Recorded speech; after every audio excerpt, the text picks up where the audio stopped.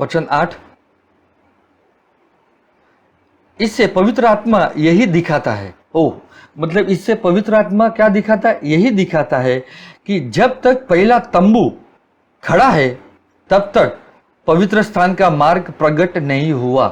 तो बहुत सारे लोग किस प्रकार परमेश्वर के अति पवित्र स्थान में जा नहीं पा रहे, क्योंकि वे अभी भी व्यवस्था के अनुसार जाते, और जब वे प्रार्थना करने भी बैठते तो उनका हृदय उन्हें दोषी ठहराता है। हालेलुया। तो यहाँ पर हम क्या बोलते हैं, फंस जाते हैं, क्योंकि हमें समझदारी नहीं मिली। आमीन। और वचन 8 स्पष्ट रीत से कहता है कि पवित्र आत्मा यही दिखाता है। पवित्र आत्मा क्या दिखाता है? कि जब तक पहला तंबू खड़ा है, कौन सा पहला तंबू? Means the first covenant. जब तक पहला तंबू खड़ा है तब तक पवित्र स्थान का मार्ग प्रकट नहीं हुआ।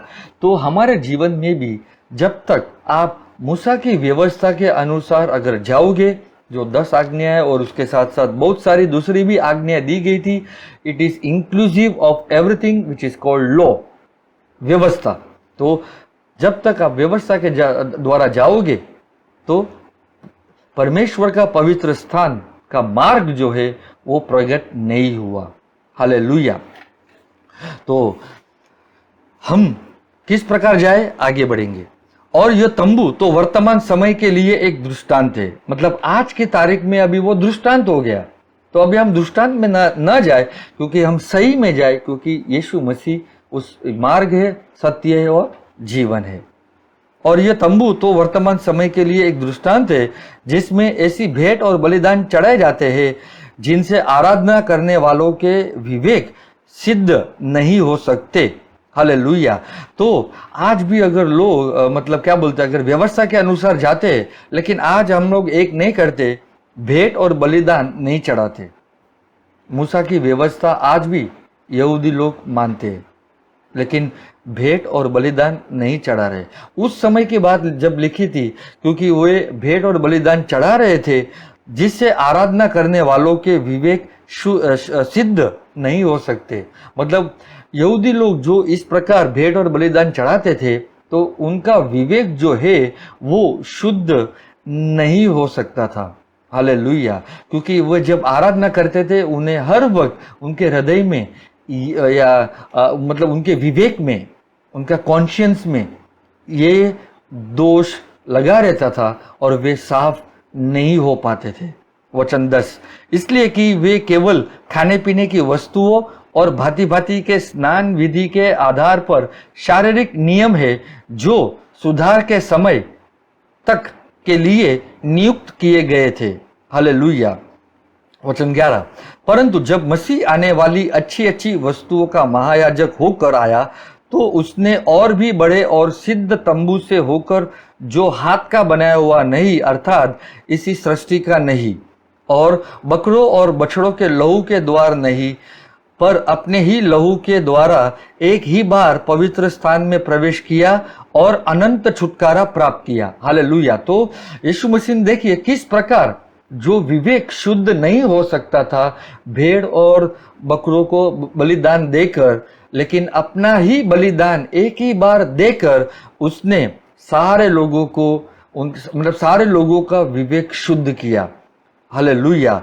क्योंकि और बकरों और बछड़ों के लहू के द्वारा नहीं, और पर अपने ही लहू के द्वारा एक ही बार पवित्र स्थान में प्रवेश किया। हालेलुया। तो प्रभु यीशु ने एक ही बार अपना बलिदान देकर पवित्र स्थान में प्रवेश किया और अनंत छुटकारा प्राप्त किया। तो हमारे लिए प्रभु ने अनंत छुटकारा प्राप्त कर दिया है। हालेलुया। और इसीलिए जैसे जैसे हम अति पवित्र स्थान में जाकर ये समझे कि सब कुछ हम हमारे द्वारा कुछ भी नहीं कर सकते, लेकिन ये ध्यान में रखें कि हम अति पवित्र स्थान में प्रभु यीशु मसीह के लहू के द्वारा ही जा सकते हैं, और सब कुछ उसी ने ही किया है। आमीन। हम व्यवस्था के कामों से धार्मिकता हमें मिलती नहीं है, लेकिन हम हमारे कामों से भी हम कुछ भी बढ़ाई ना मारे। हालेलुया। तो वचन 13 पढ़ेंगे, क्योंकि जब बकरों और बलों का लहू और क्लोर की राख अपवित्र लोगों पर छिड़के जाने से शरीर की शुद्धता के लिए पवित्र करती थी। तो हालेलुया। तो मतलब कैसा है कि जब बकरों और बलों का लहू और क्लोर की राख अपवित्र लोगों पर छिड़के जाने से, तो जो भी लोग उस समय के अपवित्र लोग थे उनके ऊपर क्या छिड़काया जाता था? राख, मतलब क्लोर, मतलब उनका लहू। हालेलुया। लेकिन फिर भी वो लहू छिड़कने से उनका केवल शरीर ही शुद्ध हो पाता था, मतलब पवित्र करती थी। हालेलुया। लेकिन उनका विवेक शुद्ध नहीं होता था, और इसलिए हमेशा आराधना करने वाले के उनके विवेक शुद्ध नहीं होते थे, और फिर उनको सिर्फ खाली शारीरिक शुद्धता मिलती थी, और कुछ समय तक ऐसा लगता था कि हाँ भाई, हमने बहुत कुछ बड़ा काम किया बलिदान देकर जानवरों का। हालेलुया। लेकिन बाइबल बताती है वचन 14, फिर से ये वचन 14 पढ़ेंगे, तो मसीह का लहू जिसने अपने आप को सनातन आत्मा के द्वारा परमेश्वर के सामने निर्दोष चढ़ाया, तुम्हारे विवेक को मरे हुए कामों से क्यों ना शुद्ध करेगा। हालेलुया। तो मेरा विवेक जो है, मेरा कॉन्शियंस जो है, वो कैसे शुद्ध हो सकता है? केवल यीशु मसीह के लहू से। हालेलुया। क्योंकि मैं मतलब अभी मरा हुआ काम नहीं करता, लेकिन अभी मैं जीवित काम करूंगा, क्योंकि यीशु मसीह का वचन जीवित है, यीशु मसीह का लहू भी जीवित है, और उसने मुझे जीवित रखा है ताकि मैं जीवित काम करूं। हालेलुया। वचन 14 फिर से पढ़ेंगे, तो मसीह का लहू जिसने अपने लहू को सनातन आत्मा के द्वारा परमेश्वर के सामने निर्दोष चढ़ाया, तुम्हारे विवेक को मरे हुए कामों से वो क्यों ना शुद्ध करे, मतलब करेगा, ताकि तुम जीवते परमेश्वर की सेवा करो। हालेलुया। तो लास्ट में बॉटम लाइन यही है कि हम जीवते परमेश्वर की सेवा किस प्रकार कर सकते हैं? पर यीशु के जीवते लहू के द्वारा, ताकि हमारा विवेक शुद्ध हो जाए और हम निडर होकर हम परमेश्वर के अति पवित्र स्थान में जाए, और हम प्रार्थना में जो कुछ मांगे प्रभु हमारी सहायता करता है, मदद करता है, और उस प्रार्थनाओं को वो उत्तर देता है। जो वस्तु हम मांगे हमें अवश्य मिलता है। हालेलुया। और इसलिए मैं, जैसे कि मैंने कहा, बहुत सारे शिक्षण है, many doctrines of tabernacles are there and they study, और हमें व्यवस्था में ले जाते हैं, जैसे tabernacle of Moses, tabernacle of David. तो हमें उस शिक्षण जो व्यवस्था के अनुसार है उसमें नहीं जाना है, लेकिन जो बाइबल बताती है कि मसीह वो स्वयं जो खुद वो मतलब जो स्वर्गीय तंबू में वो खुद प्रवेश किया अपने लहू के द्वारा, ताकि हमारे पापों की वो क्षमा कर सके। और जैसे मनुष्य टेम्पटेशन में गुजरता था या गुजरता है, वैसे यीशु मसीह भी गुजरा था, लेकिन वो निष्पाप रहे। हालेलुया।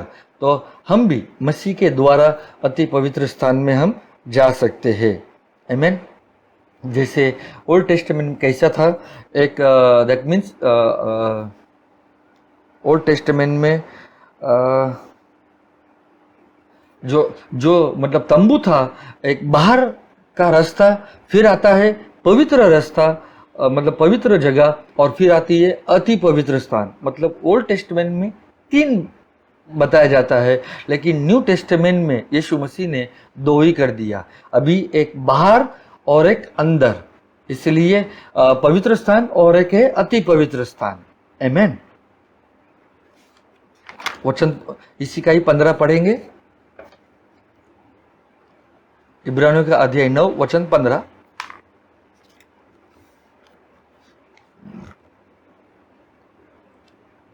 और इसी कारण वह नई वाचा का मध्यस्थ है, ताकि उस मृत्यु के द्वारा जो पहले वाचा के समय के अपराधों से छुटकारा पाने के लिए हुई है, बुलाए हुए लोग प्रतिज्ञा के अनुसार अनंत मिरास को प्राप्त करें।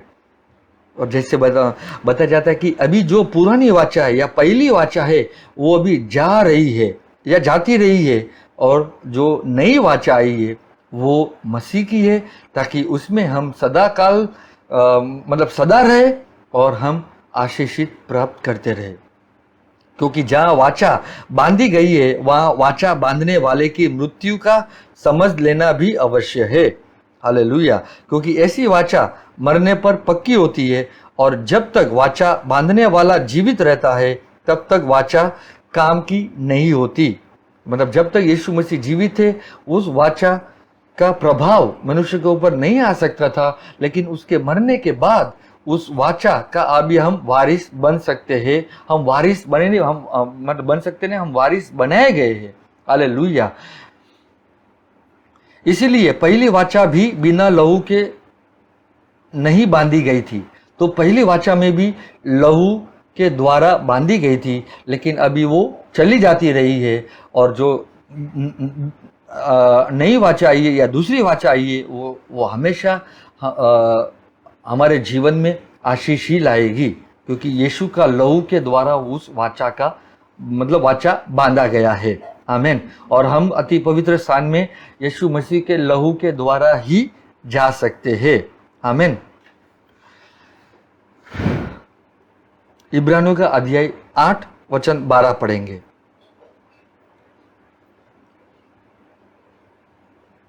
तो आप देखिए, जब हम अति पवित्र स्थान में जाते हैं तो वहां पर कोई भी दोष नहीं रहता।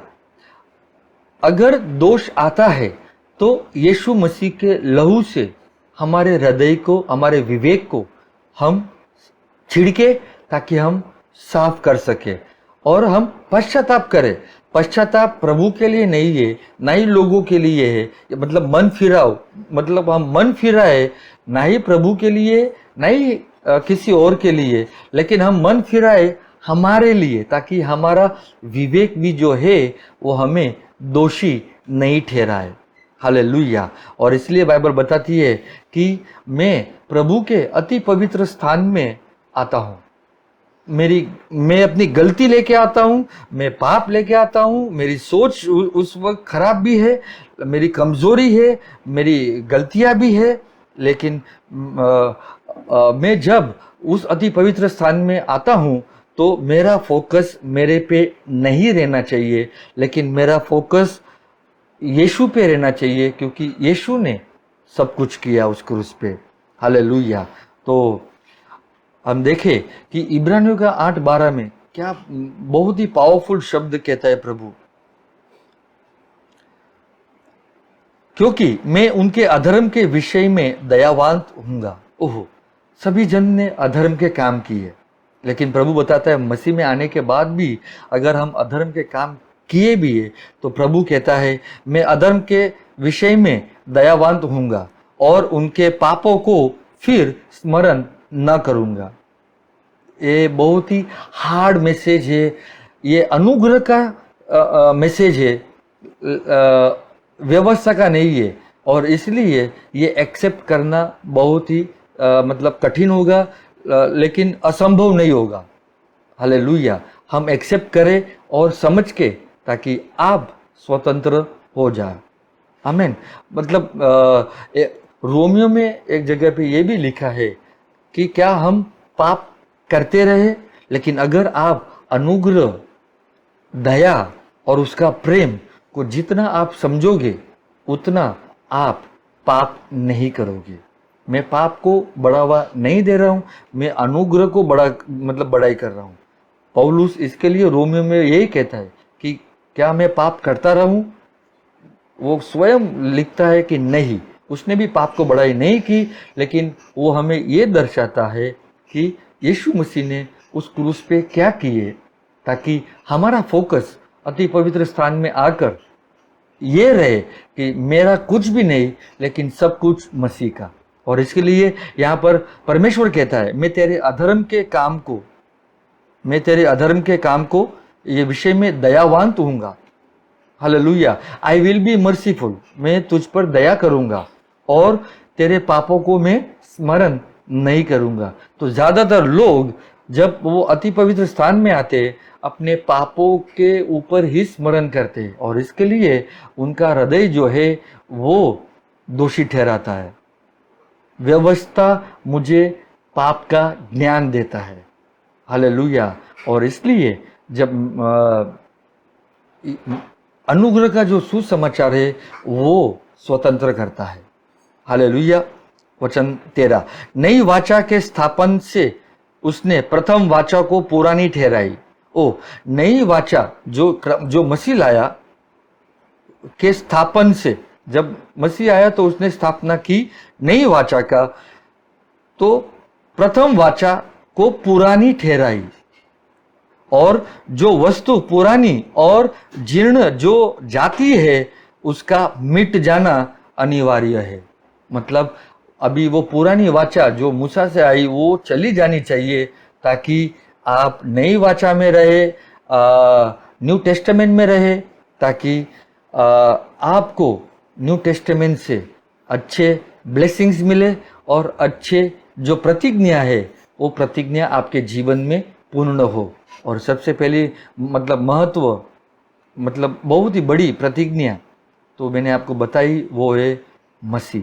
जो प्रतिज्ञा मसीह के विषय में इब्राहिम को कहा गया था, सुसमाचार सुनाया गया था पहले से ही, ताकि जो बीज है मसीह है वो हम ग्रहण करें, हम विश्वास करें और वो हमारा जीवन अंदर से बदले, ताकि हम अति पवित्र स्थान में जाकर एक रिश्ता रखें और वहाँ पर हमें हर वक्त अनुग्रह, दया और अनुग्रह ये मिलता रहे, हमारी सहायता करता रहे प्रभु। और इसलिए हमेशा ध्यान में रखें, सिंहासन कौन सा है? अनुग्रह का सिंहासन है, न्याय का सिंहासन नहीं है। हालेलुया।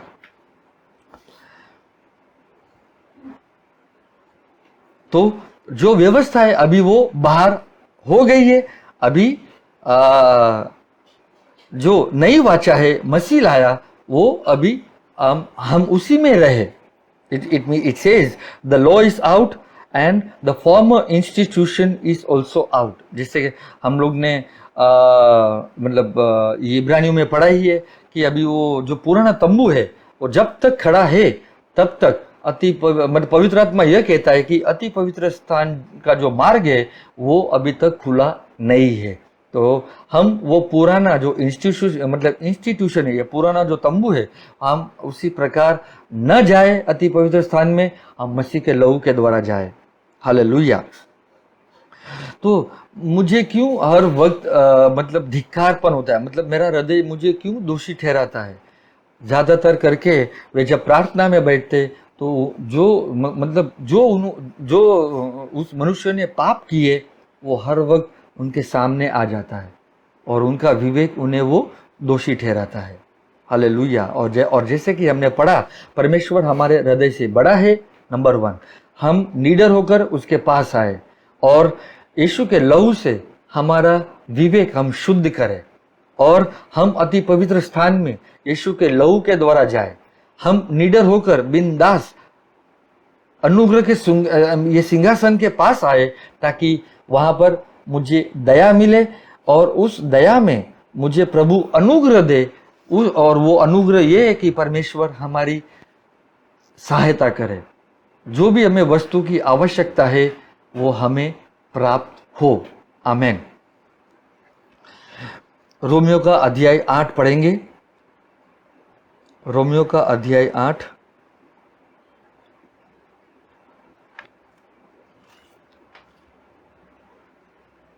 वचन 3 पढ़ेंगे। क्योंकि जो काम व्यवस्था शरीर के कारण दुर्बल होकर ना कर सकी। तो आप देखिए, व्यवस्था शरीर के कारण क्या हो जाती है? दुर्बलता। हालांकि व्यवस्था अच्छी है, व्यवस्था पवित्र है, लेकिन व्यवस्था मुझे जीवन नहीं दे सकती। और इसलिए व्यवस्था के कारण मनुष्य का शरीर कैसे दुर्बल ना कर सकी। क्योंकि जो काम व्यवस्था शरीर के कारण दुर्बल होकर ना कर सकी उसको परमेश्वर ने किया। तो परमेश्वर ने कैसे किया? अर्थात अपने ही पुत्र को पापमय शरीर की समानता में और पाप के बलिदान होने के लिए भेजकर शरीर में पाप पर दंड की आज्ञा दी। Hallelujah. So he says, for what the law could not do. तो व्यवस्था क्या नहीं कर सकी? व्यवस्था मुझे जीवन नहीं दे सकी। हालांकि अगर मैं सारी व्यवस्था का पालन करता तो मुझे उसी से ही जीवित रहना पड़ता, लेकिन मैं व्यवस्था का पालन नहीं कर सकता। तो इसीलिए मसीह यीशु आकर व्यवस्था का पालन किया, और व्यवस्था के द्वारा जो मुझे पाप का ज्ञान होता है, तो मेरा शरीर क्या हो गया था, दुर्बल हो गया था। हालेलुया। लेकिन मसीह ने उस व्यवस्था जो पापमय शरीर की समानता में और पाप के बलिदान होने के लिए भेजकर शरीर में पाप पर दंड की आज्ञा दी। तो शरीर में जो था उसने पाप की दंड की आज्ञा ली, इसलिए उसका शरीर चाबुक के फटके खाने से, मतलब मार खाने से शरीर का जो मांस था वो निकाला, कांटों का मुकुट पहनाया, उसकी हड्डी सांधों से अलग हो गई थी। और ये सब कुछ उन्हें जो दाढ़ी थी वो दाढ़ी खींची गई और लहू की धारा बहती है, और ये सब कुछ जो दंड मिलना चाहिए था मुझे, उस यीशु मसीह ने वो दंड, सारा दंड उस क्रूस पे लिए। और इसलिए जब मैं वो बलिदान को स्वीकारता हूँ तो मैं भी वो उस पाप को मेरे शरीर में क्या करता हूँ, दंडित देता हूँ। I also condemn that sin in my flesh. Hallelujah. इसके लिए बाइबल बताती है कि let sin shall not have dominion over you, मतलब पाप तेरे ऊपर जय प्राप्त ना करे, लेकिन हम पाप के ऊपर जय प्राप्त करें।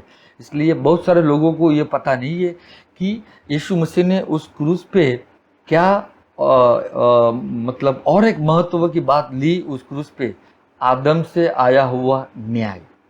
आदम से आया हुआ न्याय और मूसा से जो व्यवस्था आई थी, उस व्यवस्था के द्वारा श्राप आते थे, वो मतलब जो भी श्राप आते थे व्यवस्था से प्रभु ने हमें मुक्त किया है। तो आदम का न्याय और व्यवस्था से जो आया हुआ श्राप प्रभु ने उस क्रूस पे ले लिए, ताकि उसके बदले में वो हमें पाप से छुटकारा दे और व्यवस्था के श्रापों से मुक्ति दे, और हमें वो आशीष दे पाए। आमेन। तो हम देखें कि व्यवस्था जो है वो शरीर के कारण दुर्बल होकर ना कर सकी। आमेन। उसको परमेश्वर ने किया, तो हम कोई भी बड़ाई ना मारे। इसके लिए ज्यादातर करके लोग है ना, ये कहते रहते हैं कि तुम ये मत करो, तुम्हें ऐसा नहीं करना है, तुम्हें पवित्रता प्राप्त करना है, तुम्हें पवित्रता में जीवन जीना है। मैं 100% मतलब मानता हूँ कि हमें पवित्रता में जीवन जीना है, लेकिन पवित्रता हमारे कामों से नहीं मिलती। परमेश्वर ने पवित्र बनाया है। तो लोग ये सोचते हैं कि देखिए, अगर हम उपवास करेंगे कि हम ये 40 दिन उपवास करेंगे या कुछ भी मतलब कामों से हम परमेश्वर को प्रसन्न करने की कोशिश करेंगे तो हम नहीं कर पाएंगे।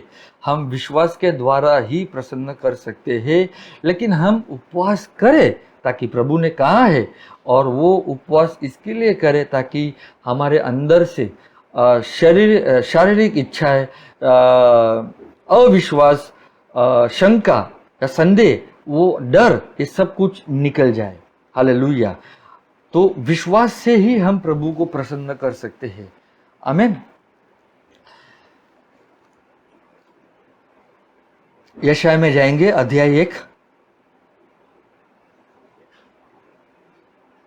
यशाया अध्याय 1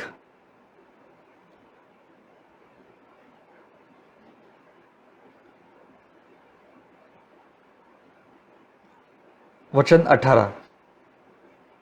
यहोवा कहता है, आओ हम हम आपस में वाद विवाद करें।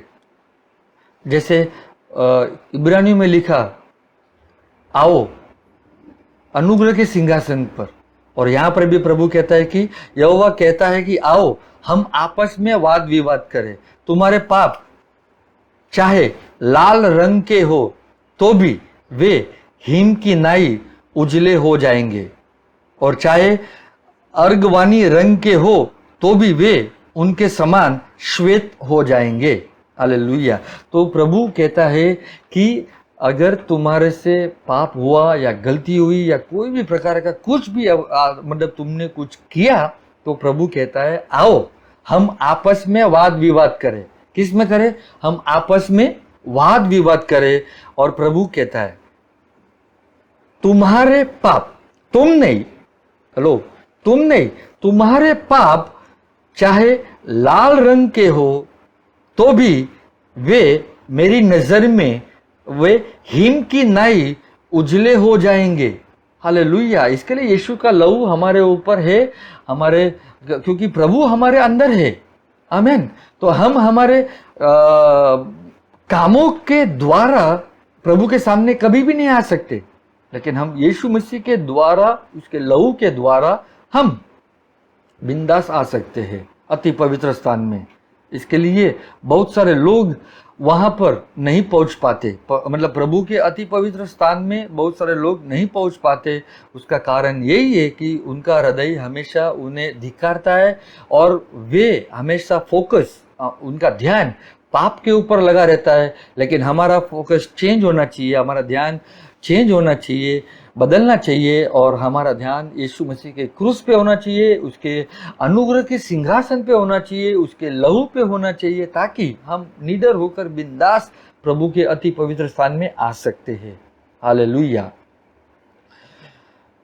वचन 19, यदि तुम आज्ञाकारी होकर मेरी मानो, तो मुझे आज्ञा माननी, मतलब मुझे आज्ञाकारी होना है और उसकी आज्ञा मुझे माननी चाहिए। और उसकी आज्ञा क्या थी यहाँ पर? कि हम आपस में वाद विवाद करें। भले तुमने पाप किया, भले तुमने कुछ भी किया, लेकिन तुम मेरे पास आओ। प्रभु कहता है तुम कहीं और मत जाओ, तुम मेरे पास आओ, वचन को समझो।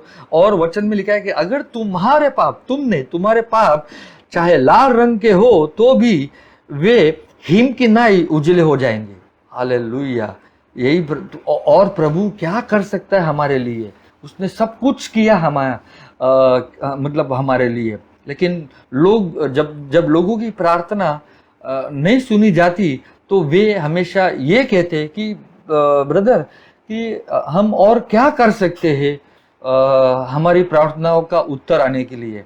हम दान दशांश देते, हम लोगों को देते, हम अच्छा करते, हम भलाई करते, और लेकिन क्यों हमारे जीवन में ये तकलीफें आती है, परेशानी आती है? तो सबसे पहली बात यही है कि हम सबसे पहले परमेश्वर को ये कभी भी प्रश्न ना करें कि क्यों मेरे जीवन में ऐसा हो रहा है। हालेलुया। क्यों ऐसा, मतलब मेरी प्रार्थना का उत्तर नहीं मिल रहा है? क्योंकि जैसे मैंने सिखाया, क्योंकि हमारा ध्यान प्रभु के क्रूस पे होना चाहिए, यीशु के लहू पे होना चाहिए, ताकि हम बिंदास अति पवित्र स्थान में आकर जो भी हम प्रार्थना में मांगे वो हमें मिले। और हम उसकी आज्ञाओं को मानते हैं कि यीशु मसीह परमेश्वर का पुत्र है, यीशु मसीह जीवित परमेश्वर है जो मरकर जी उठा। आमीन। वचन 20, तो इस देश के उत्तम से उत्तम पदार्थ खाओगे। अगर मैं प्रभु की आज्ञा मानोगे, मतलब प्रभु की आज्ञा मानूंगा, तो आप देखिए, मैं अगर उसके अनुग्रह के सुसमाचार को मानूंगा तो मैं उत्तम पदार्थ खाऊंगा। हालेलुया। और यदि तुम ना मानो और बलवा करो, मतलब आप उसके विरुद्ध आओ, तो तलवार से मारे जाओगे। हालेलुया। तो आप स्वयं ही अपने ऊपर वो कुल्हाड़ी मारोगे, क्योंकि आपने अनुग्रह का ये सुसमाचार स्वीकारा नहीं। हालेलुया। इसके लिए बहुत सारे लोग अभी भी अपने कामों के द्वारा प्रभु को प्रसन्न करना चाहता है, और अति पवित्र स्थान में तो वो आए ही नहीं। और इसलिए हमें बताया जाता है इब्रानियों में कि अभी जो पहली वाचा थी वो चली जा रही है, और जो दूसरी वाचा आई है, नई वाचा है, वो मसीह की वाचा है, वो सदा काल रहती है, वो रहेगी। हालेलुया। आमीन। तो हम अगर हमें व्यवस्था चाहिए तो फिर हमें यीशु मसीह का बलिदान स्वीकारना जरूरी नहीं है, क्योंकि व्यवस्था के द्वारा, व्यवस्था में रहकर जानवरों का बलिदान चढ़ाया जाता था। मतलब वो जो लहू था वो लहू चढ़ाया जाता था। हालेलुया। और वो महायाजक उसको अति पवित्र स्थान में लेकर लहू का छिड़कना करना पड़ता था। हालेलुया।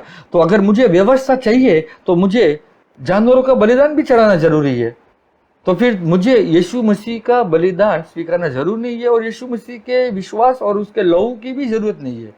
और इसीलिए हम व्यवस्था से निकलकर अनुग्रह में आए। आमीन। उसकी आज्ञा यही है यहाँ पर, वही तो फिर परमेश्वर कैसा मतलब हमारा पाप क्षमा करता है। इसके लिए कहता है कि अगर तेरे पाप कैसे है, अगर तेरे पाप चाहे लाल रंग के हो तो भी, तेरे पाप चाहे लाल रंग के हो तो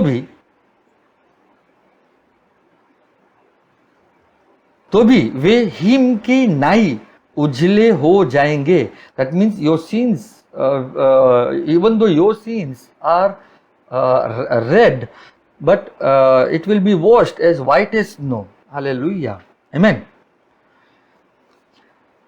तो इस देश, वचन 20 तो इस देश के उत्तम से उत्तम पदार्थ खाओगे, और यदि तुम ना मानो और बलवा करो तो तलवार से मारे जाओगे। हालेलुया। इसके लिए अनुग्रह का सुसमाचार आप स्वीकार करें और आप उसके विरुद्ध ना है, और विरुद्ध अगर आओगे तो तलवार आपके मतलब तलवार से मारे जाओगे। यहोवा की यही वचन है। आमेन। तो जब हम यीशु मसीह का बलिदान स्वीकारते हैं तो हम भी, जो यीशु मसीह ने पाप अपने शरीर में दंडित किया, वैसे हम भी पाप को हमारे शरीर में दंडित कर सकता है। और इसके लिए बाइबल बताती है कि हमें जो ये पवित्रता का जो सुसमाचार है, वो यही सिखाया जाता है कि तुम धार्मिकता के काम करते रहो, लेकिन वो सही नहीं है। Hallelujah. You can put holiness message with the works of righteousness as many put. मतलब तुम पवित्रता का मैसेज जो है वो अपने कामों की धार्मिकता के द्वारा नहीं दे, मतलब हमें मिल सकती। पवित्रता प्रभु हमें बनाता है, उसने हमें बनाया है। आमेन। उसने पवित्र जीवन दिया है ताकि हम पवित्रता जीवन में जिए। आमेन। 1 यूहन्ना अध्याय 1 वचन 7 और 9 जब आप पढ़ोगे तो यहाँ पर यह लिखा है कि क्या हमने पाप नहीं किया? नहीं, हम सभी ने पाप किया। लेकिन साथ साथ प्रभु ने यह भी कहा कि अगर तुमने पाप किया है तो तुम, that means you confess your sins towards me. हम पढ़ेंगे पहला यूहन्ना, 1 John chapter 1, 1 John chapter 1, 1 John chapter 1 verse 7। पर यदि जैसा वह ज्योति में है वैसे हम भी ज्योति में चले तो हम एक दूसरे से सहभागिता रखते हैं, और उसके पुत्र यीशु का लहू हमें सब पापों से शुद्ध करता है। और यदि हम कहें कि मतलब हम में कुछ भी पाप नहीं है तो अपने आप को धोखा देते हैं और हम में सत्य नहीं है। यदि हम अपने पापों को मान ले तो वो हमारे पापों को क्या करता है? क्षमा करने और हमें सब अधर्म से शुद्ध करने में विश्वास योग्य और धर्मी है। हालेलुया। तो यीशु के लहू से हमारे पापों को क्या करता है? वो शुद्ध करता है, क्योंकि वो विश्वास योग्य है और वो धर्मी है। आमेन। और हम ज्योति में चले, हम अंधकार में ना चले। हम ये ना कहे कि हमने पाप नहीं किया। हमने पाप किया, लेकिन बाइबल बताती है अगर हमने पाप किया है तो हम मान लेते हैं, क्योंकि हमारे पापों को केवल यीशु मसीह ही क्षमा कर सकता है। क्योंकि 1 यूहन्ना अध्याय 2 में बताया, मतलब लिखा है कि वो हमारा एडवोकेट है। वो कौन है? हमारा एडवोकेट है मेरे बालकों, मैं ये बात तुम्हें इसलिए लिखता हूँ कि तुम पाप ना करो, और यदि कोई पाप करे तो पिता के पास हमारा है एक सहायक है, अर्थात धार्मिक यीशु मसीह। इंग्लिश में लिखा है वो हमारा एडवोकेट है।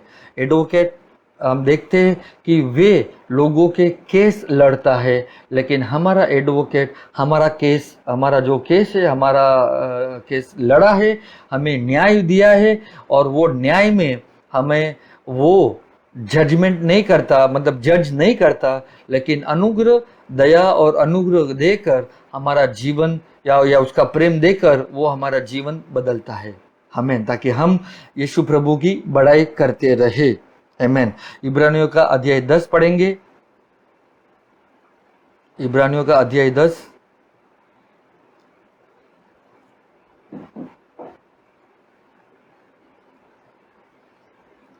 वचन 19 पढ़ेंगे।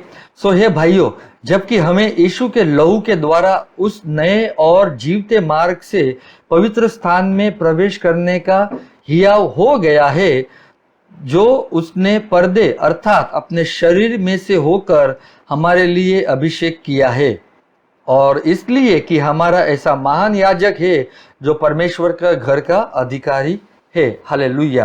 तो आज हम अति पवित्र स्थान यीशु मसीह के लहू के द्वारा जाते हैं। और हम फिर से पढ़ेंगे 19वां वचन ताकि हमें और समझ मिले। सो हे भाइयों, जबकि हमें यीशु के लहू के द्वारा उस नए और जीवते मार्ग, कौन सा नया और जीवता मार्ग है, मार्ग से पवित्र स्थान में प्रवेश करने का हियाव हो गया है। हालेलुया। तो हम अति पवित्र स्थान में जाए यीशु के लहू से। और वचन 20 जो है लिखा है कि जो उसने पर्दे अर्थात अपने शरीर, तो अभी जो जैसे कि मैंने कहा पुराने वाचा में 3 बताया जाता था, outer court, holy place and most holy place या होली ऑफ होलीज। नई वाचा में अभी सिर्फ खाली 2 ही है, आउटर कोर्ट और दैट मीन्स और होली ऑफ होलीज, मतलब सॉरी आउटर कोर्ट नहीं, होली प्लेस मतलब पवित्र जगह और अति पवित्र स्थान। आमीन। तो कैसे प्रभु ने अभी हमें बताया है कि उसके पर्दे अर्थात अपने शरीर में से होकर, तो पर्दा क्या बन गया? शरीर। तो शरीर जब उसका तोड़ा गया, जो कुछ भी शरीर में से मांस नहीं था, सब कुछ जो प्रभु ने पाप जो अपने शरीर में लिए, ताकि लहू बहाने से अभी तुमको अति पवित्र स्थान में जाने का मार्ग मिल गया है। तो अभी शरीर जो पर्दा था वो हट गया, और मूसा का व्यवस्था के अनुसार जो पर्दा था वो भी हट गया। कि कभी जब प्रभु यीशु मसीह क्रूस पे मरे और वो पर्दा जो था नीचे से ऊपर ये टूट गया, ताकि प्रभु दिखा सके कि अंदर अभी कुछ भी नहीं है शारीरिक पर्दा में, शारीरिक मंदिर में। लेकिन प्रभु के मतलब जब प्रभु यीशु मसीह इस पृथ्वी पे आए, वो परमेश्वर का मंदिर था। आज हम परमेश्वर के मंदिर है। आमेन। इफिसियों अध्याय 3 का 20 लास्ट वचन लेंगे। इफिसियों अध्याय 3 का 20, अध्याय 3 वचन 20 पढ़ेंगे।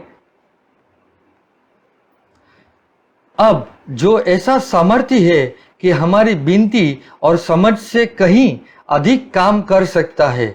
तो प्रिय भाई बहनों, मसीह में जो लोग हैं, हम अनुग्रह का सुसमाचार को स्वीकारें।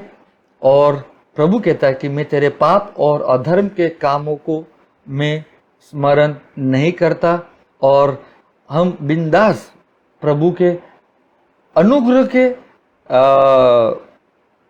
सिंहासन पर आए यीशु के लहू के द्वारा, ताकि हर वक्त प्रभु मतलब दया देकर और अनुग्रह देकर वो हमारी सहायता कर सके। और प्रभु हमारा ऐसा सामर्थ्य है कि हमारी विनती और समझ से कहीं अधिक काम कर सकता है। तो प्रभु हमारे जीवन में जो हम सोचते हैं, क्या करते हैं, उससे अधिक प्रभु हमारे जीवन में करना चाहता है, उस सामर्थ्य के अनुसार जो हम में कार्य करता है। तो प्रभु का सामर्थ्य प्रभु का वचन है जो हम में काम करता है। और प्रभु हमेशा हम क्या सोच सकते हैं, क्या कर सकते हैं, उससे अधिक प्रभु हमको देना चाहता है, क्योंकि वो हमारा सामर्थ्य प्रभु है। तो आज का विषय मैं समाप्त करता हूँ। मैं आशा करता हूँ ये शिक्षण आपके जीवन में एक समझदारी लाए और अनुग्रह का सिंहासन के पास आए। न्याय का सिंहासन नहीं है, न्याय और ना ही हमारा न्याय होने वाला है। बहुत सारे लोग अभी कहते हैं कि हमारा न्याय होगा, हमारा न्याय होगा। आप जस्ट खाली सोचिए, हम अगर परमेश्वर के सामने उसके सिंहासन में आते हैं, हमें सबसे पहले यही याद आता है कि हमने पाप किया। हम भूल जाते हैं जो भी यीशु ने किया, हम सब कुछ भूल जाते हैं। तो फिर परमेश्वर तुम्हें स्वर्ग में क्यों आमंत्रण करे दे? और इसलिए हम ये समझ ले कि हमारा न्याय नहीं होगा, क्योंकि यीशु मसीह को जिस दिन हमने स्वीकारा उसी दिन हम अंधकार से निकलकर उजियाले में आए। यीशु मसीह ने न्याय लिया। किसका न्याय लिया? आदम से आया हुआ न्याय यीशु मसीह ने उस क्रूस पे लिया, और मूसा की व्यवस्था भी जो क्रूस पे ले ली। इसके लिए रोमियो में लिखा है कि मसीह ने हमें पाप और मृत्यु से स्वतंत्र किया है। हालेलुया। और उसने हमें जीवन जो दिया है, उसका जीवन हम आत्मा में जी रहे हैं। हालेलुया। तो हम लोगों को ये सिखाए कि हम अनुग्रह के सिंहासन पे आए। हमारा न्याय नहीं होगा, और न ही हम मरने के बाद भी हमारा न्याय होगा, क्योंकि हम ऑलरेडी स्वर्गीय स्थानों में बैठे हैं। जैसे इफिसियों 2:8 में लिखा है, अनुग्रह से ही तुम्हारा और विश्वास से ही तुम्हारा उद्धार हुआ है। तो इफिसियों 2:5 और 6, एफिशियंस चैप्टर 2 वर्स 5 एंड 6 में ऑलरेडी लिखा है कि हम जो आदम में थे तभी हम पाप में मरे, हमारी आत्मा मरी हुई थी, लेकिन मसीह की आत्मा जब आई, हमारी आत्माओं को जिलाया, हमें जिंदा किया और हमें स्वर्गीय स्थानों में बिठाया है। तो हम ऑलरेडी स्वर्गीय स्थान में बैठे हैं। आमीन। तो हमें ये समझना बहुत ही ज़रूरी है कि हमारा ध्यान जो है, हमारा फोकस जो है, वो यीशु मसीह के क्रूस पर ही होना चाहिए, ताकि वहाँ से ही सारी मतलब जो कुछ भी हमें चाहिए हम प्राप्त कर सकते हैं उस क्रूस पे से। आमीन। तो मैं आपके लिए प्रार्थना करना चाहूँगा। पिता परमेश्वर, यीशु के नाम से आपके वचन के लिए धन्यवाद, आपकी आत्मा के लिए धन्यवाद, और जो बात में भी ये वचन सुनेंगे, मैं धन्यवाद देता हूँ उन लोगों को। उनकी समझदारी खोलो, और इस वक्त प्रभु आप उन्हें छुए, उन्हें स्पर्श कीजिए, चंगा कीजिए। कमजोरी की आत्मा, बीमारी की आत्मा, रोग की आत्मा निकल जाए यीशु नासरी के नाम से। आर्थिक समस्या का नाश हो जाए यीशु नासरी के नाम से। और मैं धन्यवाद देता हूँ प्रभु, आप इसी वक्त उन्हें स्पर्श कर रहे हो और चंगा कर रहे हो। आप उन्हें जीवन दे रहे हो। आप उन्हें आर्थिक समस्या में से निकाल कर आप हमारे एल शडाई हो, जरूरत से ज़्यादा देने वाले परमेश्वर हो। और इस वक्त हम यीशु मसीह के लहू के द्वारा अति पवित्र स्थान में आते, और हमारे हृदय को हम आपके लहू लेकर हम उसके ऊपर छिड़कते हैं, ताकि हमारा हृदय शुद्ध हो जाए और हम परमेश्वर के जीवते परमेश्वर की सेवा करें, और हमारी प्रार्थना का इसी वक्त हमें उत्तर मिले। और कुछ समय से जो प्रार्थना करते थे, हमें उसका उत्तर नहीं मिला, हम विश्वास में चले कि प्रभु आपकी प्रार्थनाओं का उत्तर दे रहा है। स्वीकार कीजिए चंगाई, जीवन स्वीकार कीजिए, मुक्ति स्वीकार कीजिए, और प्रभु आपको आशीषित कर रहा है, स्पर्श कर रहा है, और अपनी आत्मा से भर रहा है। यीशु के नाम में मैं ये प्रार्थना करता हूँ। आमीन। हमारा परमेश्वर का प्रेम, प्रभु यीशु मसीह का अनुग्रह और पवित्र आत्मा का सहभागिता हम सभी के साथ रहे सदा सर्वदा। आमीन। God bless you. Jesus loves you.